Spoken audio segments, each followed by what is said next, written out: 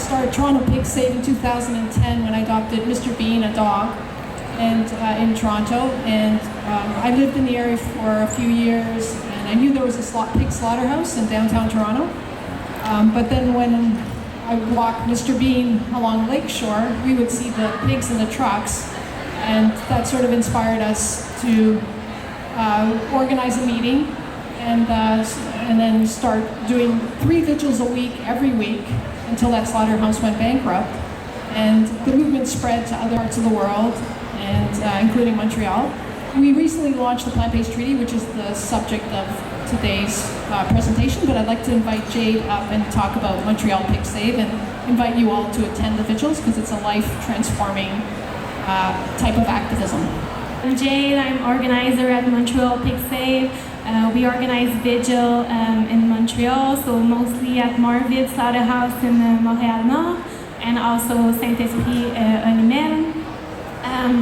So what we do is basically our protest where we bear witness with the pigs, give them water just before they enter the slaughterhouse. It's really a life-changing experience. Everyone should do this at least once. It really makes you connect with the animal in their real environment and really see what they go through. So you can come and see us at our stand to have more information, and I hope you can join us. Thank you. Wonderful. Thank you, Jade.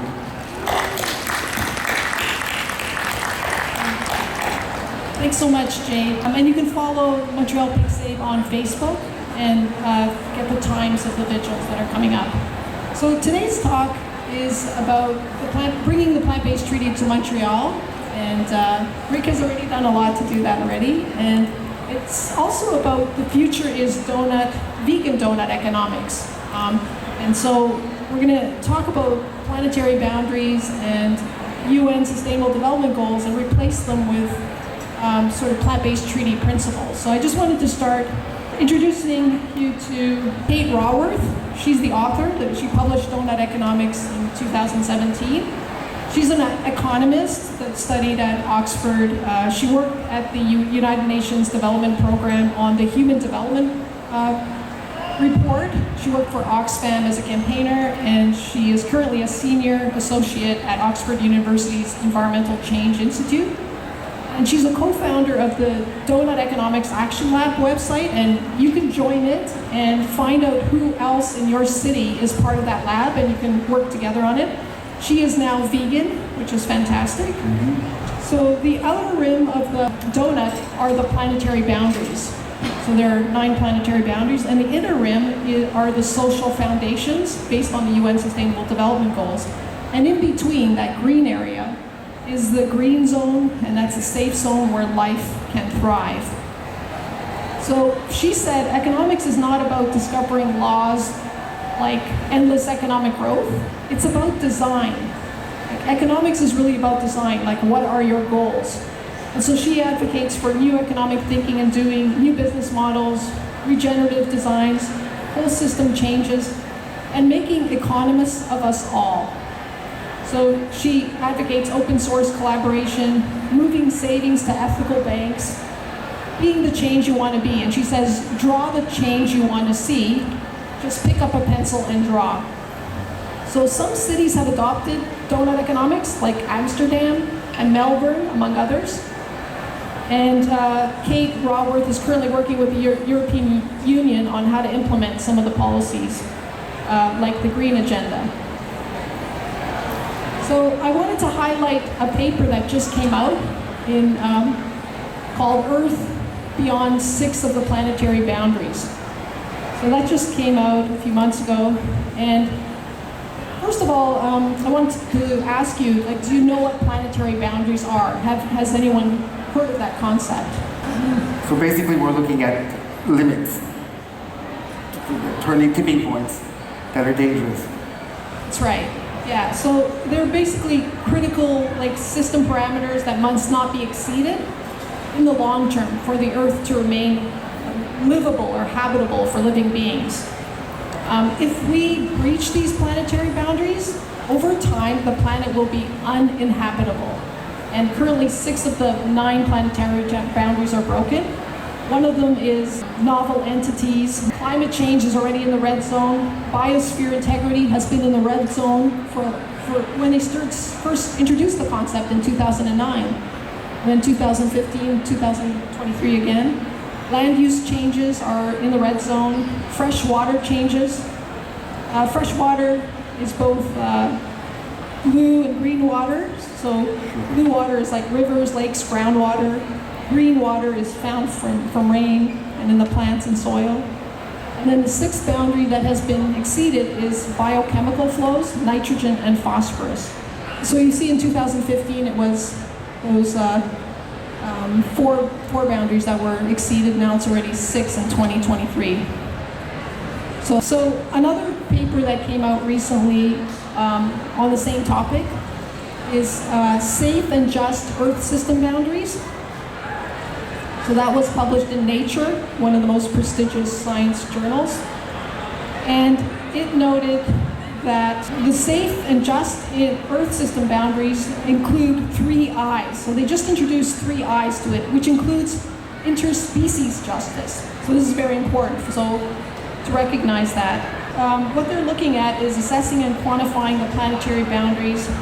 And they also look at donut economics and sustainable development goals from the UN together. So they ask the question, how do we offer a safe and just Earth system, including the 3 I's. And so the 3 I's are interspecies justice and Earth system stability, intergenerational justice, so justice between the different generations, like future generations, and intra-generational justice between countries, communities, and individuals.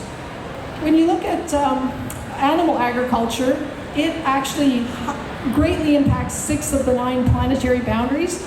In the case of food systems, it is responsible for 1/3 of greenhouse gas emissions, mostly from meat, dairy, and eggs. 1/3, including 32% of methane comes from animal farming. So it's the largest source of methane, more than fracking and other things, or food waste. Another planetary boundary, the meat, dairy, and egg industry breach or impact is biodiversity loss from land use changes. Another one is land use changes that result from the spread of animal agriculture. So on average, it's about 80% of all farmland is used for animal farming, yet it only provides a small percentage of calories. So it's about 83% of farmland for animal farming, but yet it only provides 18% of the calories. So it's extremely wasteful and inefficient. Another boundary is freshwater change. Another one is ocean acidification from carbon dioxide and nitrogen, which affects the pH of the water. And the 6th is biogeochemical flows, phosphorus and nitrogen from animal egg, is poisoning freshwater and saltwater bodies. So methane is a short-lived gas, but it's very powerful. So the lead author of the IPCC, which is the Intergovernmental Panel on Climate Change, which assesses all the peer-reviewed literature on climate, says that climate change is like a marathon. Cutting methane gives us time. So we are facing a climate emergency or a methane emergency, and we really got to tackle methane this decade. If we don't cut methane by about a half this decade, that will lead to 0.3 degrees Celsius extra warming in the 2040s. So it's really, really serious. So in terms of the Intergovernmental Panel on Climate Change, they came out with a land use report, and this is one of the greatest figures that they released. And they asked, what if the whole world went vegan? How many gigatons would that save? If the whole world went vegetarian, how much would that save? If people were, they didn't eat red meat or very little of, cow flesh and so forth. So it shows that the optimal diet is a vegan diet. It would save about 8 gigatons of greenhouse gases, and that doesn't account for land use changes, because that would more than double if you actually count all the land that would be freed from not using it for grazing and animal feed. So this is really important. And they used the word vegan. They didn't use some other word, because you can operationalize vegan by saying no animal animals and animal products. So to the credit of IPCC, they're using the word vegan there. I wanted to point out a study that you may have heard of recently that came out.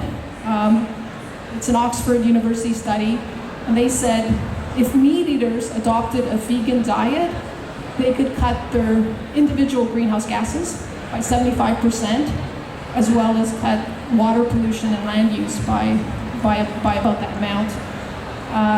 A vegan diet would also cut destruction of wildlife by 66% and water use by 54%.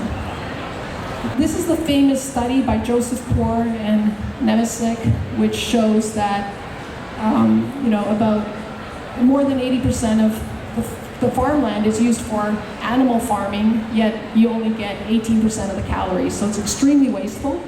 And they also looked at other planetary boundaries and how wasteful and harmful the meat, dairy, and egg industry is. This is from Joseph Poor, and it looks at different types of milks. So it basically shows that dairy milk involves 10 times as much land as oat milk, and it also looks at figures for acidification, ocean acidification, eutrophication of the lakes and rivers, land use. Again, the top is dairy, and it shows how wasteful it is, and then water use. Look at that water use for the different, at the top is dairy, and then the other is plant-based milks. So the second part of this talk, Act 2, is talking about the plant-based treaty. And so basically, this is the pyramid shows what our grand strategic objective is, which is to switch to a plant-based food system so that we can live within our planetary boundaries. And to do so in an equitable way. And also, the goal is to rewild or reforest the earth. And so we have the 3 R's that we're going to talk about. There's a bunch of campaigns within each of the R's, and then hundreds of nonviolent tactics that you can use. So some of the campaigns are, Stop Octopus Farming, which represents an expansion of animal farming. Under Redirect, we have cities campaigns and campaigns targeting different institutions, and also the Global Conference of the Parties, or the Global Climate Negotiations, and then also Rewilding. First, we're talking about relinquish.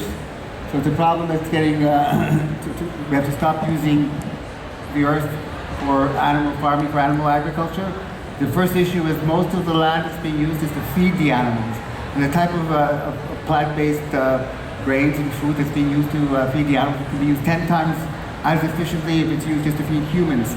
So to feed one meal with an animal byproduct, you can feed 10 times with a plant-based product instead.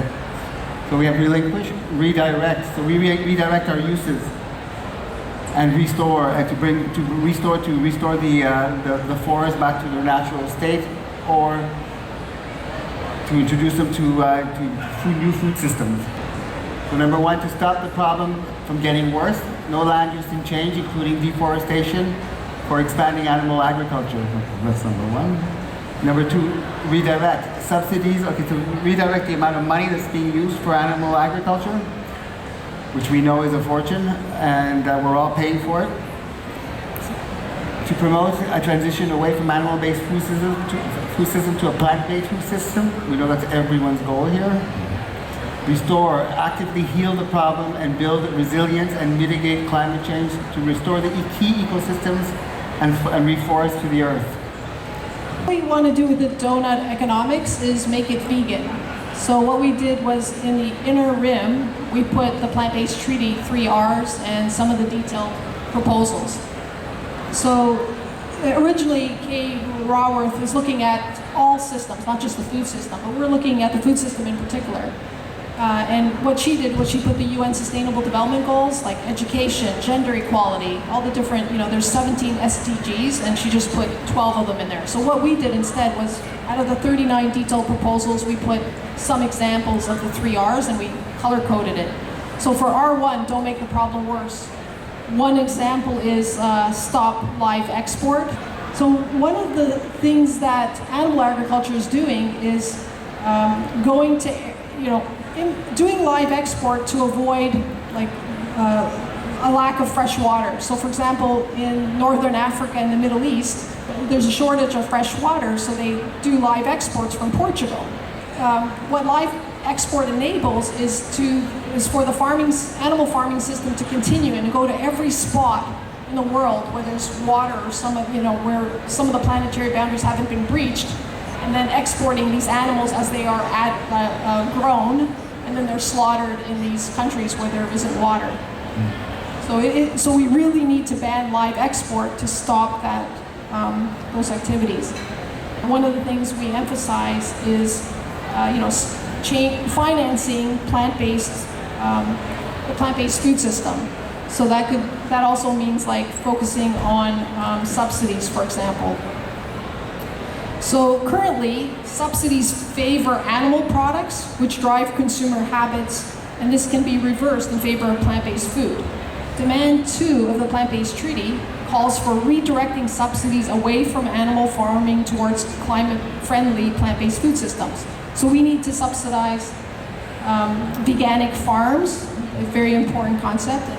Yeah, and Jimmy is in the audience here and working on veganic farms and has published a book on it. And instead of subsidizing animal feed, animal farms, and slaughterhouses. We need to end destructive subsidies in the north especially. This could provide funding to aid the global south for loss and damages and a plant-based food system. The Washington Post recently reported that consumers bought 8% less plant-based meat in 2022 than 2021. So 8% less. According to, they drew on the Good Food Institute statistics. And they also noted that plant-based meat costs on average, pound for pound, 67% more. So that gives you a sense of how subsidized animal flesh is. The Guardian noted a study published in the journal One Earth, which analyzed major European Union and US agricultural subsidies from 2014 to 2020, and it found the amount of public money spent on plant-based alternatives was 42 million. So it's very little, just 42 million in those 6 years. And that's 0.1% of the 35 billion that's spent on meat and dairy. So, we're literally financing the killing of the planet, the killing of animals, and people's health. The third part of this presentation is to focus on what can we do. Let's focus on some of the solutions. So I'll pass it to Rick. Thank you, Anita. So what the plant-based treaty did is they very efficiently built a platform to make it easy for us to communicate with our municipal councils and to endorse the treaty ourselves and to get involved with various petitions that they put together to eliminate animal agriculture. For example, octopus farms. So number one, how you can help is basically sign up for the plant-based treaty. I don't know if you're all familiar with it, but it's plantbasedtreaty.org, or you can scan the QR code. We'll be giving out some cards after, and log on. And it's very simple. If you have autofill on your telephone or on your computer, it's going to make it easier for the next time you fill out one of these petitions or forms. So they make it very simple. Or you can use a QR code. And then so not only do we look for individuals to endorse the treaty, we look for businesses and like we mentioned, cities and governments to do the same. This is just a list of some of the endorsements that we've got from the beginning. The plant-based treaty is already 2 years old. It's quite an impressive list, and it's worldwide. And these are the actual numbers as of about maybe a couple of weeks ago. We already have 21 cities worldwide that have endorsed the plant-based treaty. Wouldn't it be fantastic if we can get Montreal or other cities in Quebec to do the same? So number two, the goal of the plant-based treaty is the implementation of a plant-based treaty at the local level and local institutions. This would be a shift towards a plant-based diet in councils, public events, schools, care homes, hospitals, and prisons, and more. To make plant-based a default at every facility that exists. So instead of going in and asking for getting dairy with your coffee, it will automatically be a plant-based alternative. So I just wanted to cover some of the campaigns that we've launched with the plant-based treaty. The main one and the most that we've launched is the Cities campaign. And 21 cities have endorsed the campaign, as Rick has mentioned, including Edinburgh, the capital of Scotland. And some of the things that they're doing is they did an impact assessment of the treaty. So they looked at the 3 Rs and the 38 detailed proposals and looked at whether it was in the scope of the city to take action on it. And then they looked at the implications of what it would be if they endorsed. So they passed that in January of this year, and they're currently working on an implementation plan. And so they have jurisdiction over things like school menus, events, and some other areas. So that's very exciting. So we're very happy about Edinburgh. Some of the things that cities can do, they can, for example, not give permits for opening new slaughterhouses. And there is a campaign in the US called Slaughter-Free Cities that started in Chicago and had some successes. Cities can also ban advertising on public spaces. There's a few cities and towns in the Netherlands who have done that. They've banned meat and dairy advertising in public spaces. In terms of R2, cities can change their climate action plans, for example. So if a city declares a climate emergency, they have to have a climate action plan, and a lot of them don't have a chapter on plant-based food and menu change and rewilding. They often have something on maybe community gardens and food waste, so what you could do is like, you could ask your city to revise the climate action plan and develop a food policy. For example, Montreal has a 2050 plan, which would diminish, the goal is to go down to 0. 2050 is still so many years away. We'll be lucky if we're able to do that by then. And adopting a plant-based, the plant-based treaty and living by these alternatives will bring us much quicker to our end goal. Yeah, I'm just wondering how many people have heard of cities and countries adopting net zero by 2050. Have you heard that? And a lot of that actually comes from the authors of the planetary boundaries, because they were looking at what we need to do step by step to have a livable planet. And so a lot of that was one of the successes that they've had that also flowed from the Paris Accord. So you probably heard the 1.5 degrees Celsius target, and that was the Paris Accord. And it was really an important achievement. But now we have to sort of do the implementation. But some cities have jurisdiction over schools, hospitals, businesses. In Canada, the Constitution gives those powers to the province, a lot of those powers, but cities still have some scope. So in the case of Montreal, the mayor, Plante, she passed a motion as a result of local activists. I think it was Eleanor and others who had worked on a campaign. And they passed a motion that 75% of food procurement had to be plant-based, which is great. But it only involves say $2 million. It's not like a huge policy, but in the same motion they said they would write letters to all the schools and encourage plant-based menus. Cities can also work on restoring the 3rd R, and like rewilding in cities. You could have planting fruit trees, having seed hubs at libraries, encouraging community gardens, and so forth. So if, for one of the cities that endorsed the treaty, Edinburgh, Joseph Poor did these calculations for us, because he did a webinar. So if you go to Plant-Based Treaty YouTube, there's this amazing webinar by Joseph Poor. He is the most quoted scientist in the Intergovernmental Panel on Climate Change on food issues, and he promotes a transition to plant-based as soon as possible. So it's really important to look at his work. And we have this really good webinar if you want to go to Plant-Based Treaty YouTube. So he did this calculation. So the population of Edinburgh is about 500,000. If the whole city went vegan, that would save 232,000 hectares of land, which could be reforested and rewilded. And it's the size of one of the big parks in the UK, called the Lake District Nature Park. I'm just curious, has anyone been to that park? Someone at the back. Excellent. So it would also take 500,000 cars off the road. So see how significant it is if everyone went vegan? So I'll just pass it back to Rick on the city campaign and how you can send an email. So I mean, one of the reasons why I fell in love with the plant-based treaty was it was so easy to use.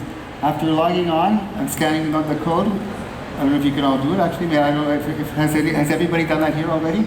Anyone that has, raise your hands. Because many more should do it. But so you log on, you can scan the code, and it makes it so easy. You fill in your information with your home address, and by default, it's going to bring you to all the city councilors in your area. So I did that. Took about 5 minutes. Click, and wow, I was impressed. I was able to get in touch with 5 different councilors in one shot. Within 30 seconds, I got a reply email from many of them by automatic means, saying that they'll get back to me whether with more information in the near future. So then, right after doing that, I was able to click again and start doing my neighboring municipalities as well. Within an hour, I did the entire island of Montreal, and then started moving on to Laval and the South Shore. Within 2 weeks of doing this, maybe a half an hour every day, I did the entire province of Quebec. Then I started a Facebook group, and I asked other people to do the same, and many people did. And by doing that, when I started, there were only 10 endorsements or 10 letters received by local councillors in Quebec. We had jumped up to about 500. Now we've already surpassed over 1,100 and maybe 1,200, and are matching those in Canada. So, thank you. In a few weeks, there's 1,300 letters from Quebec, and the rest of Canada, it's less. So Quebec is number one. We've actually got endorsement from city councillors, so we tried to invite them here because we would like to get these people to become champions of the cause at City Hall. So for example, in Cantley, Quebec, does anybody know where that is? Cantley, Quebec. Well, that's probably as a response of your own efforts.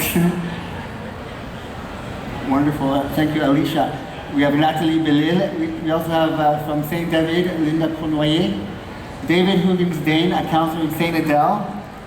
So there's areas, there's pockets, within the area, within the region that we have empathy. We have, it's not a cause. It's tricky if we go in there and say, we need to save all the animals. They look at us like from Mars. But if we go in there and say we have a problem, and we do have a problem, and if that problem, is climate change, which is evident everywhere. I mean, look at New York City with all the flooding that's going on. Look at the disastrous happening in Europe. Look at the fires that are going on everywhere. Everybody knows that we have issues, and the only way to change the current movement is to take action right away. So with the participation and reaching out to these people, and we did by phone afterwards, Lucie Ouellette in La Norie, Evelyn Tremblay in Les Aboulans, Quebec, Julie Roy, a councillor here in Montreal. They all empathize with us. They all know the importance of this. But it has to be repeated actions by citizens like yourselves, getting in touch with them, saying that they have to take action because it's not just our part, is going to make them drive change. The city of Montreal, which have their action plan, I love the city of Montreal. I love Mayor Plante. I probably think she's one of the best mayors we ever had. We have 350 kilometers of bicycle paths, which is fantastic. That's taken hundreds of cars. We have, Saint Denis Street, which used to be just exclusively for vehicles, is now used by more bicycles every day than actual cars. So it's fantastic. The progress is there, but we can't let them sit on their behinds to say they've done enough, because more has to be done. The situation isn't improving. We're actually rolling back. We're actually going backwards. 2050 to me seems like, I'm not sure we're going to get there. Even Quebec's plan, which they call the Green Economic Plan, is basically based on a green economy. Who gives a fuck if we're not here? You know what I mean? It doesn't matter. We have to actually take the effort to make the change so we can save lives. And finally, we also have an MP from St. Lambert. This is the motion that the Montreal Mayor Plante had passed, which is amazing. So, obviously it would be better if it was 100% procurement, but it's quarters procurement should be plant-based for city events. We just want to show you what to do on the website once you sign the treaty, how to send the email letter. So if you want to just run through that. So once you're on the website and once you've signed up, first of all, you can get informed of what's going on around the world. But number two, specifically go to your own country, go to your own province, and follow all the campaigns. It's amazing. I mean, if you're subscribed to the Plant-Based Treaties YouTube channel or Instagram, you're going to see that every day they're active on some site, and there's action happening in one part of the world or another.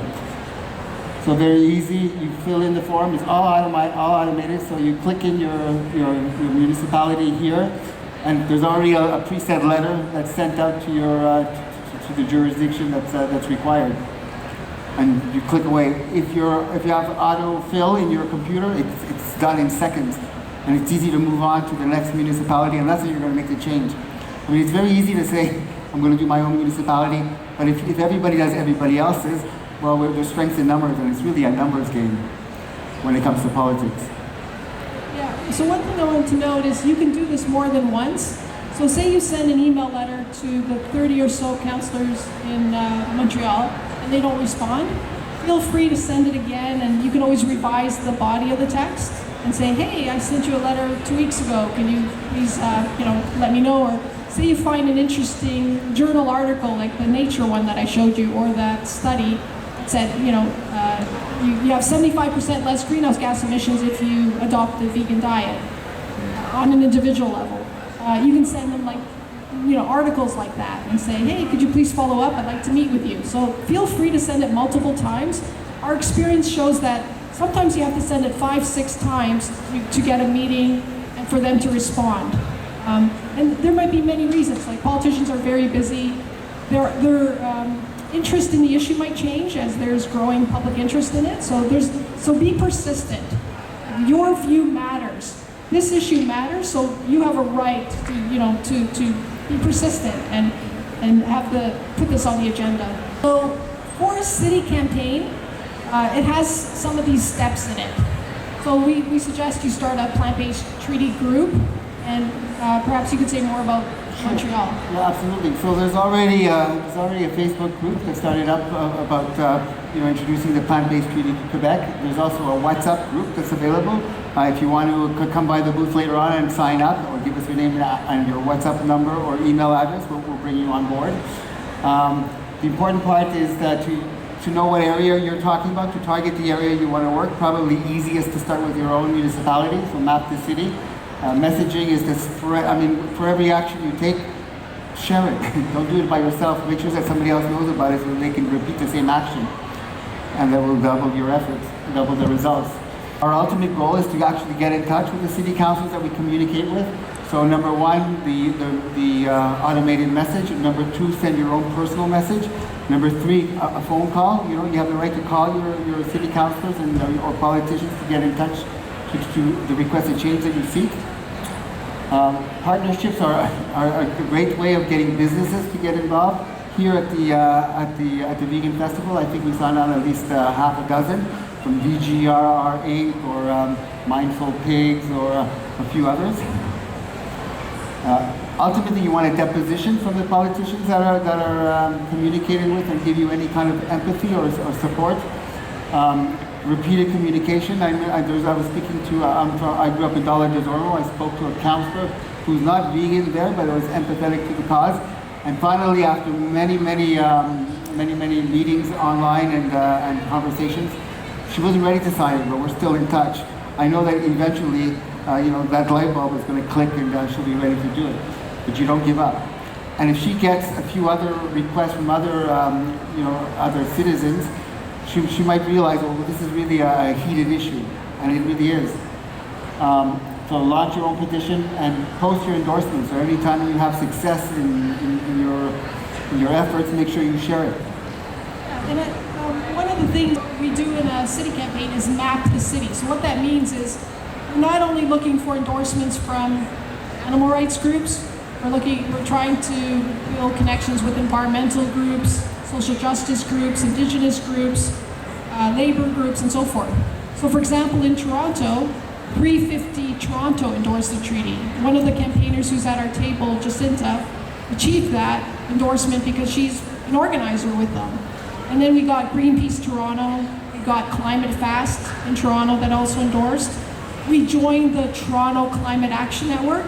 So the Climate Action Network is global. So there's a global climate action network that has a special status at the climate negotiations as a constituent, along with Demand, Climate Justice, and Youngo for young people. So those are three powerful groups that have special status at the climate talks. So with Climate Action Network, they start at the city level. So there's a Toronto Climate Action Network. There could be a Montreal one, I'm not sure. There is a Canadian Climate Action Network, and then there's a Global Climate Action Network. So it's very important to be to map the city and see how you can get support from the different movements and constituencies. Depositions are really important. So you can do a 1 minute or a 3 minute deposition to city council. And so we've had a lot of our members do this. So for example, we've done that in Bristol. Jacinta has done that in Toronto City Council. And the city records everything. So we just then grab the video and then we put it on our Plant-Based Treaty YouTube channel. So we put some playlists together for the UK, so all the people that have done depositions, and we have a playlist for Canada. So if you're interested in doing a deposition and asking your city to take greater action, we can work with you, and you can look at the other depositions, but we can certainly work with you on speaking points. It's very important for all of us to be lobbyists, like vegan or plant-based lobbyists. Because we don't only want individual diet change, we want policy change. And that's why we need to lobby city council, the province, the Canadian government, and the global climate talks. Another campaign that we've launched are playbooks, plant-based treaty playbooks of best practices.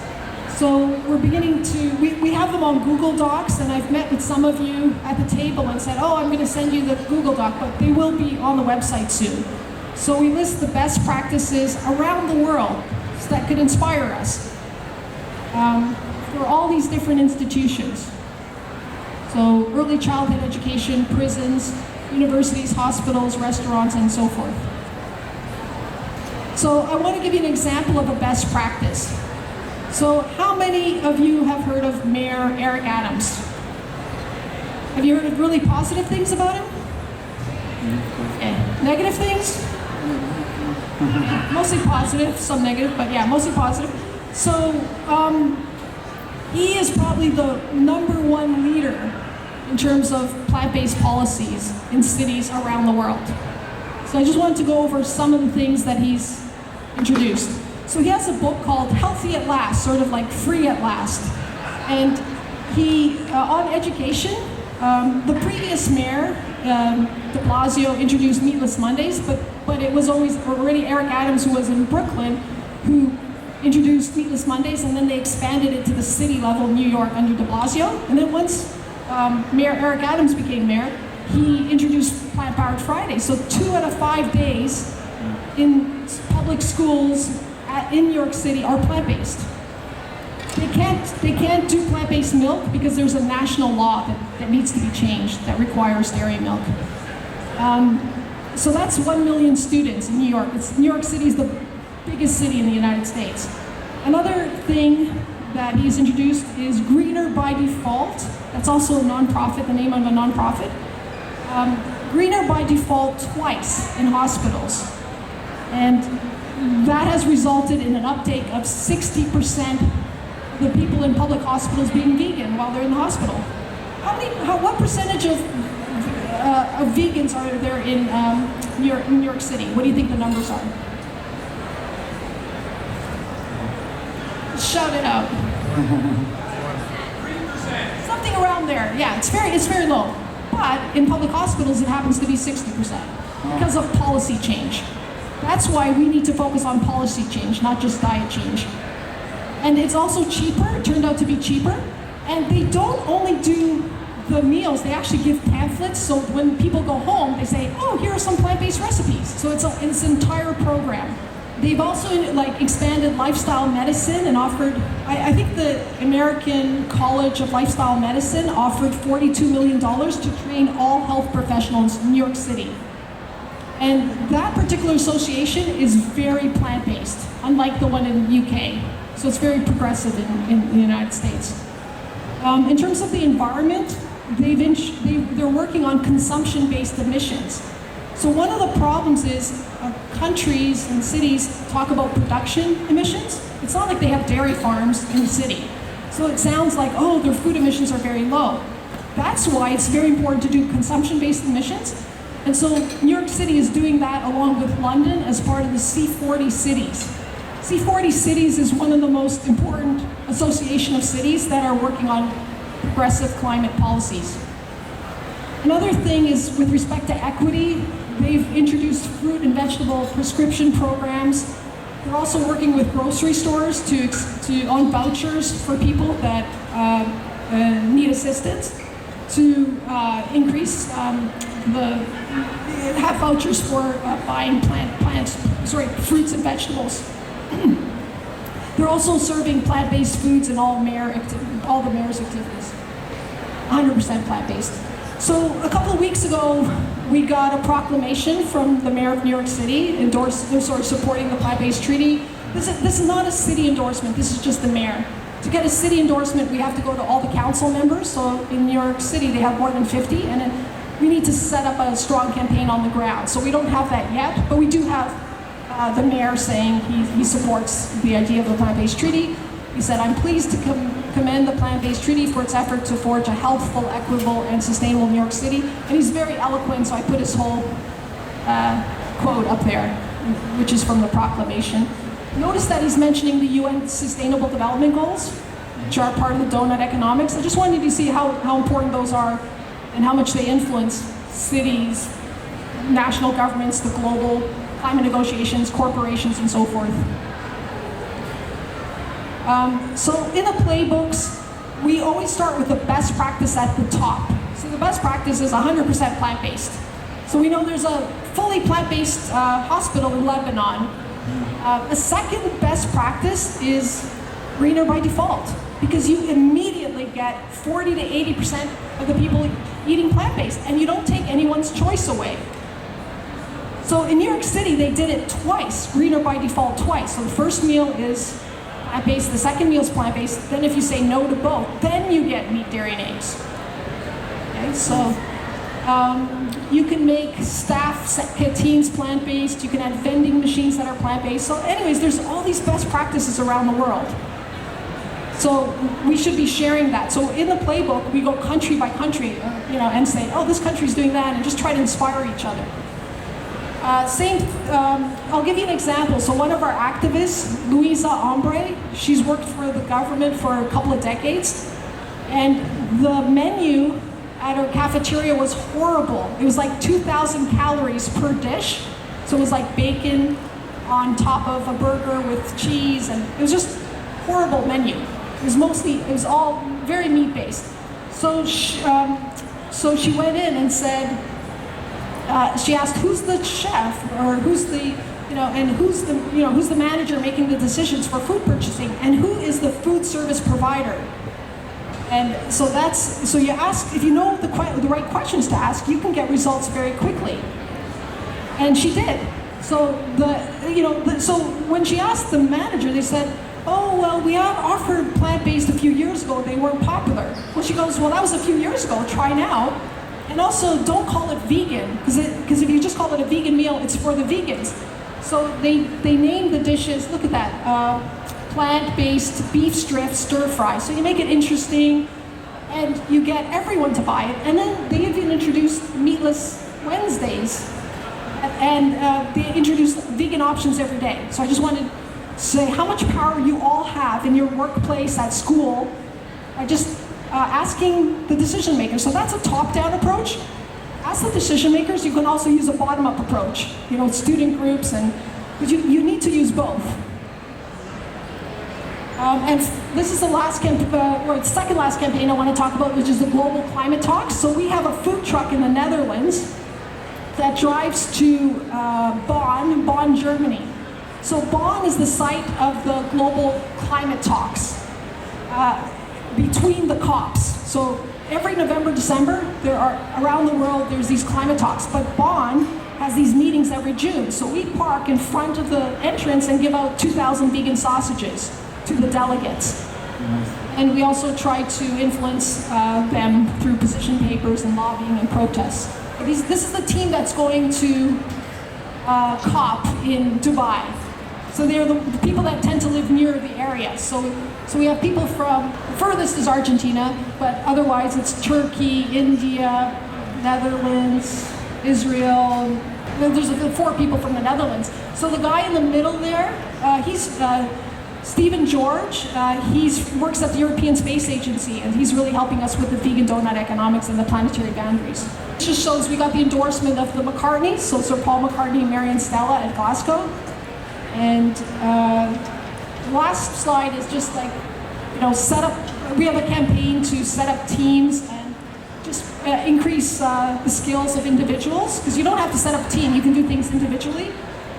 And we have welcoming meetings every Friday, 10 and 2 p.m. EST on Slack. So if you'd like to learn more about the treaty, we meet every single Friday, so please join us. Yeah, so every Friday you can meet them in a Zoom type setting. It's fantastic, it's very informative. You get to meet the vegans from actually all over the world, all interested in the same cause. We need all your help as much as possible. I want to thank you all for coming and endorse the plant-based treaty. Come see us at booth number 2 and we'll help you do it all live. Thank you.